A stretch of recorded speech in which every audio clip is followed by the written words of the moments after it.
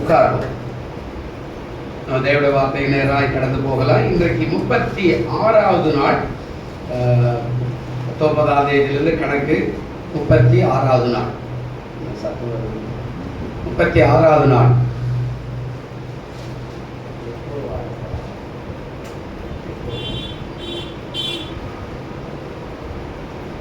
தலைப்பு மேகங்கள் மேல் இயேசு அப்படின்ற ஒரு தலைப்பு இருக்கிறது. மேகங்கள் மேலே இயேசு கிறிஸ்து அப்படின்னு ஒரு தலைப்பு ஒன்று இருக்கிறது.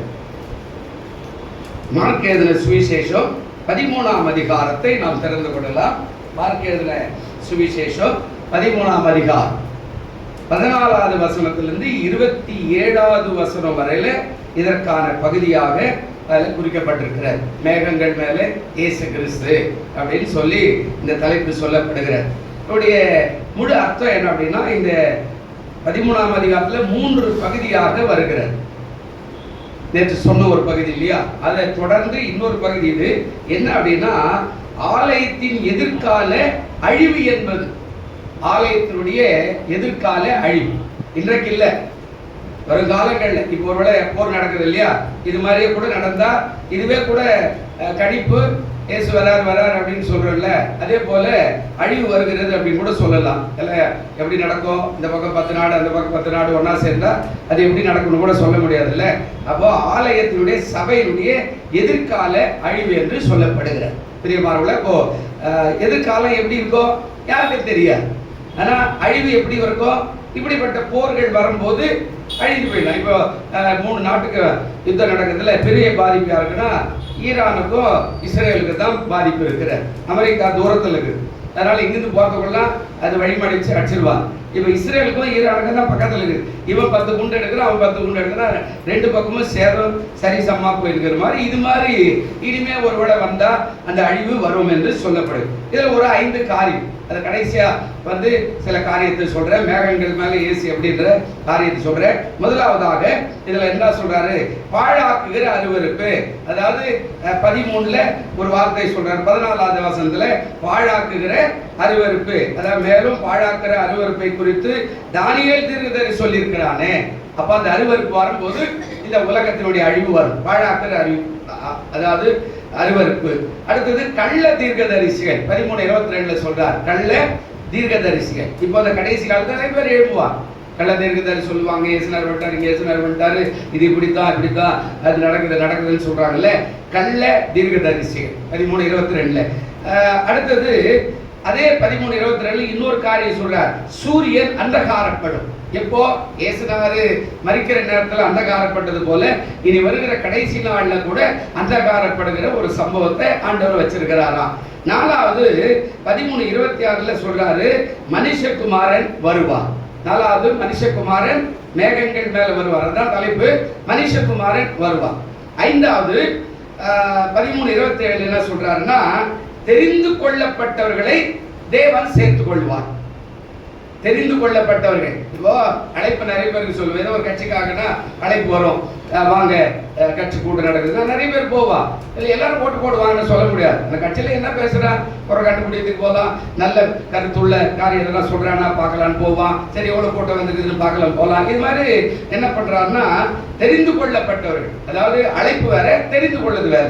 அழைப்பு நிறைய பேர் கொடுக்குறாரு. தெரிந்து கொள்ளப்பட்டவர் யாரு, அவருடைய பிள்ளை யாரு, அவருடைய குடும்பம் யாரு, அவருடைய பக்தர் யாரு, இதையெல்லாம் ஆண்டவர் அதாவது தெரிந்து வச்சிருப்பார். அந்த தெரிந்து கொள்ளப்பட்டவர்கள் அந்த கடைசி காலத்துல அவரோடு கூட சேர்த்துக் கொள்ளுகிற காரியத்தை ஆண்டவர் செய்ய போறார். அதுதான் இந்த 5 காரியமும் இந்த பகுதியில் 27வது வசனம் வரையில ஆண்டவர் சொல்லியிருக்கிறார். இதுல மிக முக்கியமானது என்ன அப்படின்னா, தலைப்பு சொல்றாருல, மேகங்கள் மேல இயேசு கிறிஸ்து எப்படி வருவார். இப்போ 26வது வசனம் தான் அதுக்கு மெயின் பாயிண்டா சொல்றாரு ஆண்டவர். அப்பொழுது மனுஷகுமாரன் மிகுந்த வல்லமையோட மகிமையோடும் மேகங்கள் மேல் வருகிறதை காண்பார்கள். எல்லா ஜனங்களும் காண்பார்கள். இப்போ அவர்கள் கேள்வி பண்ணுவாங்க, என்னப்பா பெரிய கோயில், சர்ச்சுக்கு வாங்குறாரு, வேற வேலையே இல்லையா? ஆமா, இப்ப எல்லாரும் சொல்லுவோம், வேற வேலையே இல்லையாப்பா, நமக்கெல்லாம் இவ்வளவு டயர்ட் ஆகுது, கொஞ்ச நேரம் படுக்கலாம் போல இருக்குது, இவரு சர்ச்சுக்கு வாங்குறாரு, என்னப்பா இது அப்படின்னு சொல்றோமே. அந்த காரியத்தின்படி நம்மளுடைய இந்த காலத்துல சோம்பேறியா இருந்துக்கலாம். ஆனா மேகங்கள் மேல வரும்போது ஜாக்கிரதையா இருக்கணும். அதுலதான் தெரிந்து கொள்ளப்பட்டவர் சேர்க்கிறானா இல்லையான்றது ஆண்டவர் சொல்லுவார். அந்த மேகங்கள் மேல எப்படி வருவாரு அப்படின்னா அதுக்கு நிறைய சம்பவங்களை பைபிள் இருக்கிற.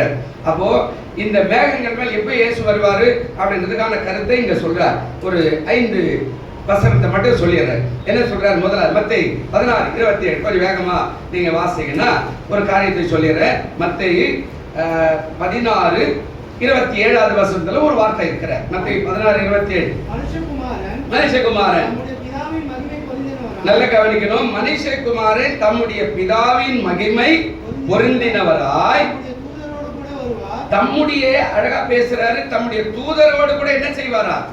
வருவார். அப்பொழுது அவனவன் கிரியைக்கு தக்கதாக அவனவனுக்கு பலன் அளிப்பார். எப்படி மேகங்கள் மேல் எதுக்கு வராரு? நல்ல கவனிக்கணும். மேகங்கள் சும்மா வரல. என்ன பண்றாரு? மேல சொல்றாரு, மனுஷன் உலகம் முழுவதும் ஆதாயப்படுத்திக் கொண்டாலும் தன் ஜீவனை நஷ்டப்படுத்தினால் அவனுக்கு லாபம் என்ன? மனுஷன் தன் ஜீவனுக்கு ஈடாக என்னத்தை கொடுப்பான் அப்படின்னு சொல்லிட்டு தான் இந்த வார்த்தை பேசுறார். மனுஷகுமாரன் தம்முடைய பிதாவின் மகிமை பொருந்தினவராக தம்முடைய தூதரோடு கூட வருவார். அப்போ வரும்போது இந்த உலகத்துல யார் யார் என்னென்ன செய்தானோ தெரிந்து கொள்ளப்பட்டு இருக்கிறாங்கல்ல, அவங்களை தவிர்த்து இந்த உலகத்துல யார் யார் என்ன செய்தானோ, பாவம் செய்யறவன், அக்கிரமம் செய்யறவன், அநியாயம் செய்யறவன், மீறுதல் செய்யறவன், சாபம் பண்ணுகிறவன், விபச்சாரம் பண்றவன், வேசித்தனம் பண்றவன், ஏமாற்றுகிறவன், பொய்யன், திருடன், இவர்களுக்கெல்லாம் அவரவர்களுக்கு தக்கதான பலனோ, நல்லதை செய்தானே, நல்லதை காட்டினானே, நல்லவர்களாக வாழ்ந்தானே, நீதிக்காய் போராடினான், நீதி நிமித்தம் துன்பப்பட்டானே, அவர்களுக்குரிய கிரிகளோ அவரோடு கூட வருகிறதாக சொல்றார். அதான் மேகங்கள் மேல வருகிற ஒரு காரியம். இரண்டாவது மத்தேயு 24:30 வசனம் பாருங்க. என்ன சொல்றாரு பாருங்க. மத்தேயு 24:30 வசனம் ஒரு வார்த்தை சொல்றாரு அழகா. அப்பொழுது மனுஷகுமாரனுடைய அடையாளம் என்னங்க? வானத்துல சொல்றாரு, அழகா சொல்றாரு. அப்பொழுது மனுஷகுமாரனுடைய அடையாளம் எப்படி காணப்படுறாங்க? வானத்துல காணப்படும். அப்பொழுது மனுஷகுமாரன் வல்லமையோடும் மிகுந்த மகிமையோடும் வானத்தின் மேகங்கள் மேல் வருகிறது. பூமியில் உள்ள சகல கோத்திரத்தை கண்டு என்ன செய்வா? ஐயோ, அன்னைக்கு சொன்னாரு அந்த ஆளு, சர்ச்சுக்கு வாங்க, சர்ச்சுக்கு வாங்க, உங்களை ஆசீர்வதிப்பாரு, உங்களுக்கு கல்யாணம் நடக்கும், உங்களுக்கு பிள்ளை பிறக்கும், உங்களுக்கு நன்மை செய்யும், உங்களை பரிசுத்தப்படுத்துவாரு, உங்களை சேர்த்துவாரு, பரலோகத்துக்கு போயிடுவீங்க. ஆனா இன்னைக்கு சொல்லுவேன் வேற வேலை இல்லை. ஆனா இந்த வார்த்தை சொல்றாரு, மனுஷகுமாரனுடைய அடையாளம் வானத்துல எப்போ கடைசி நாள்ல வரும்போது இந்த பூமியின் ஜனங்கள் எல்லாம் கண்டு என்ன செய்வார்களா? புலம்புவார்கள். அதுதான் மேகத்தின் மேல வருகிற காரியம்.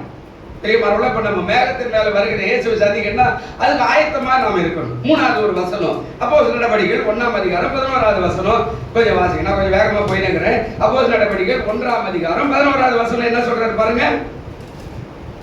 1:11 கலிலேயா என்ற மனுஷரே, நீங்க ஏன் வானத்தையே அண்ணாந்து பார்த்து கொண்டிருக்கிறீங்க?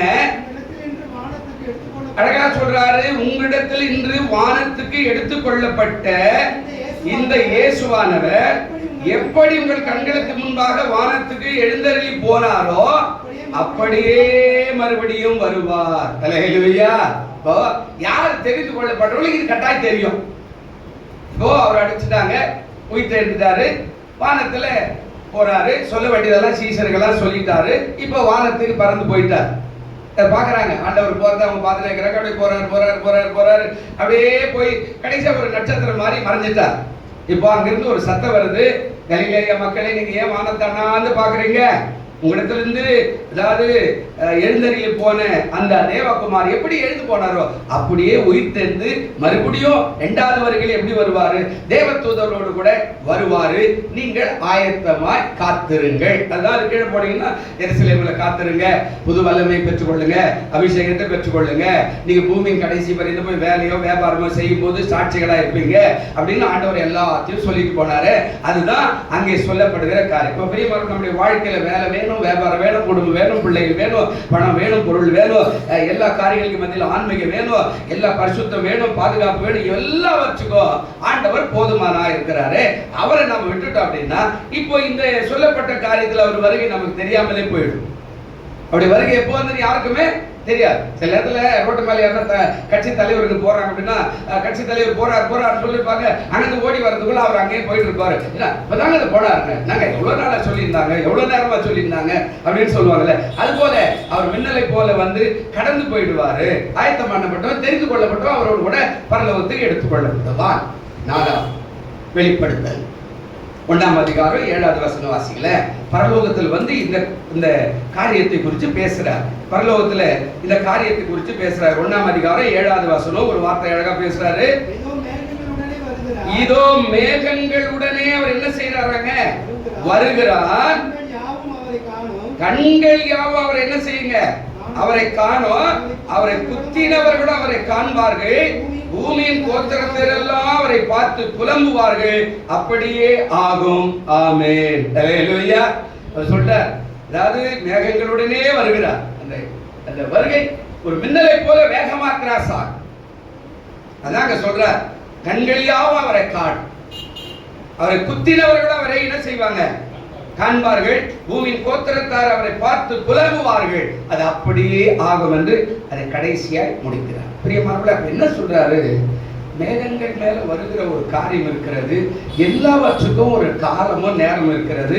அந்த நேரத்தின் காலத்தை சரியாய் மனுஷன் பயன்படுத்திக்கிட்டான்னா அவருடைய வருகையில எடுத்துக்கொள்ளப்பட்டு தேவனோடு கூட என்றென்றும் இருப்பார் என்று சொல்லுகிறார். இதை தீர்க்க தரிசனமாய் ஒரு இடத்துல சொன்னார். இதைதான் இப்ப இவ்வளவு நேரம் காட்டணும் உங்களுக்கு.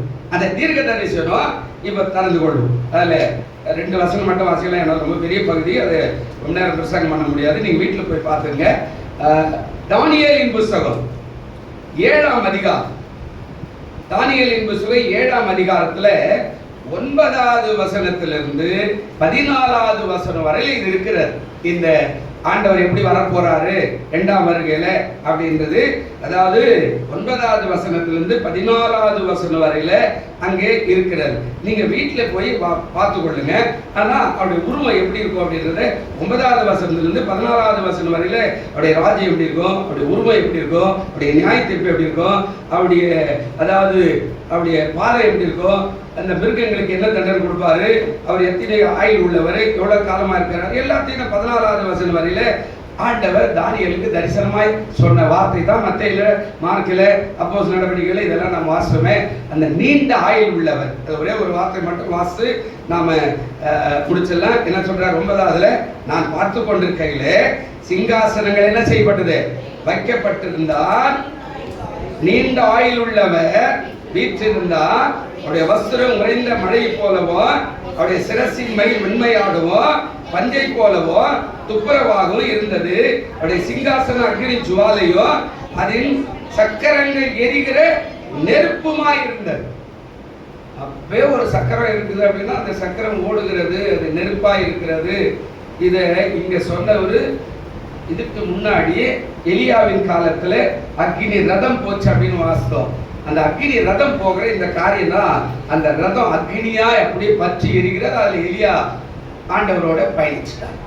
அதான் தெரிந்து கொள்ளப்பட்டவர். பிரியமானவர்களே, இப்ப நம்ம தெரிந்து கொள்ளப்பட்டவர்களா இருந்தா மேகங்கள் மேல இயேசு வரும்போது நாம் காண முடியும், அவரோடு சேர்ந்து பறக்க முடியும். ஆனா ஆயத்தம் இருக்கணும், தெரிந்து கொள்ளப்பட்டவர்களாவே இருக்கணும், அறிஞ்சு கொள்ளப்பட்டவர்களாவே இருக்கணும். அதை விட்டு இடறி போகும்போது நாம் அவரோடு கூட பயணிக்க முடியாது என்பதை இது காட்டுகிறது. இதுல இந்த நாள்ல கர்த்தர் நம்மை ஆசீர்வதிப்பார். கண்களை மூடி எழுந்திருப்போம். நல்ல பிதாவுடைய குமாரனாகிய இயேசு கிறிஸ்துவின் நாமத்துல நம்முடைய சமூகத்துல வருகிறோம். ஆண்டவரே, மேகங்களோடு கூட வரப்போகிறவர் நம்மப்பா, நாங்கள் ஆயத்தமா இருந்தால், தெரிந்து கொள்ளப்பட்டது ஆயத்தமா இருந்தா உங்களோடு கூட நாங்கள் பயணிக்க இந்த காலத்தை எதிர்பார்க்கிறோம். ஆண்டவரே, கர்த்தர் கிருபை செய்யும். அந்த ஒவ்வொருவரையும் ஆசீர்வதி, பார்க்கிற கேட்கிற எல்லாரையும் ஆசீர்வதி, கிருபை பாராட்டும். இயேசு கிறிஸ்துவின் நாமத்தில் வேண்டிக் கொள்கிறோம் நல்ல பிதாவே. என்